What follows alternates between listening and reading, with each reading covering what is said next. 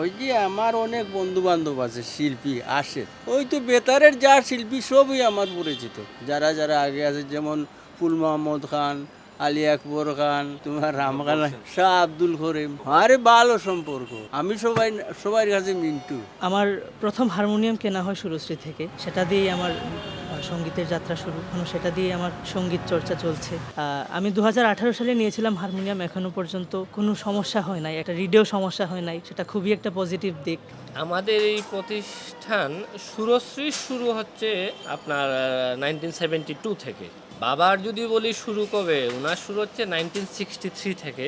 আমার অনেক পুরাতন একটা বিজনেস আমার বাবার, যদি কন্টিনিউ করতে পারি তা আমার জন্যই ভালো।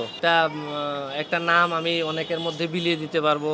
আমি অনেক সংস্কৃতিমনা লোকের সাথে মিশতে পারতেছি, অনেক ভালো ভালো লোক আমার এখানে আসতেছে, ওইটাই তো অনেক। এই জন্যই থাকা এখানে।